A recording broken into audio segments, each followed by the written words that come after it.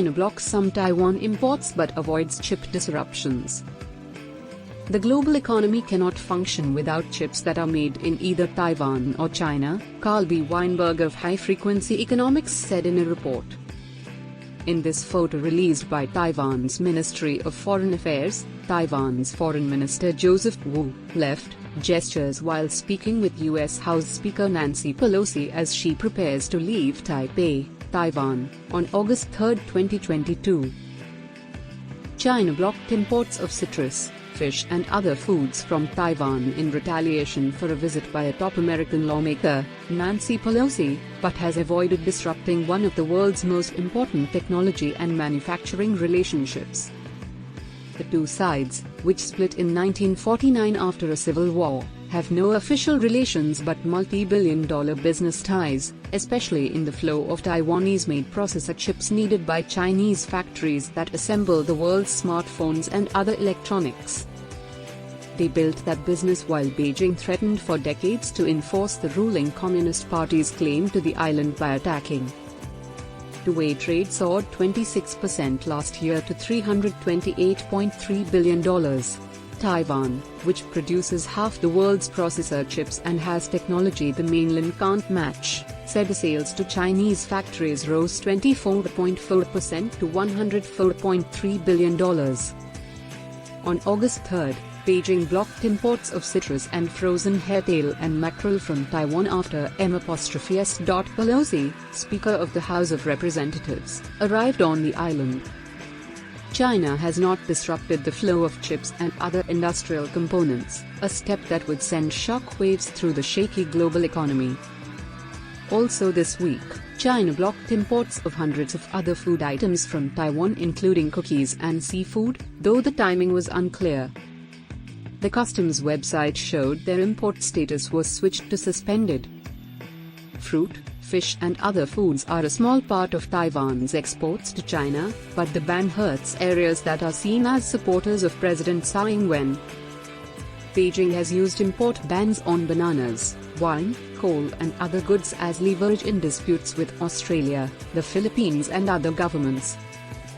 Beijing also announced 4 days of military exercises with artillery fire in waters around Taiwan. That might delay or disrupt shipping to and from the island, one of the biggest global traders. The potential disruption adds to concerns over weakening global economic growth, but Asian stock markets rose on August 3 after there was no immediate sign of Chinese military action. The Communist Party says M.S. Pelosi's visit might embolden Taiwan to make its decades-old de facto independence permanent. Beijing says that would lead to war. The administration of U.S. President Joe Biden has tried to mollify Beijing, saying there is no change in Washington's One China policy. That says the United States takes no position on the status of the two sides but wants their dispute settled peacefully. Washington has no formal relations with Taiwan but maintains unofficial ties and is obligated by federal law to see the island has the means to defend itself. Meeting leaders in Taiwan, M.S. Pelosi said she and members of Congress traveling with her were showing they will not abandon their commitment to the island democracy. America's determination to preserve democracy, here in Taiwan and around the world, remains ironclad, M.S. Pelosi said in a short speech during a meeting with the President, Tsai. She departed later in the day for South Korea. America's determination to preserve democracy, here in Taiwan and around the world, remains ironclad, Tsai said. Taiwanese companies have invested nearly $200 billion in the mainland over the past 3 decades, according to the island's government. Entrepreneurs, engineers and others have migrated to the mainland to work, some recruited by Chinese chipmakers and other companies that want to catch up with Taiwan. A 2020 census found 158,000 Taiwanese living on the mainland, according to the police ministry. Taiwan plays an outsized role in the chip industry for an island of 24.5 million people, accounting for more than half the global supply. Its producers including Taiwan Semiconductor Manufacturing Corporation make the most advanced processors for smartphones, tablet computers, medical devices and other products. Beijing has invested billions of dollars in developing its own industry, which supplies low-end chips for autos and appliances but cannot support the latest smartphones, tablet computers, medical devices and other products. Chips are China's biggest import at more than $400 billion a year, ahead of crude oil. That concentration has fueled concern in the United States and Europe about relying too heavily on supplies from East Asia. The US government is trying to expand America's production capacity.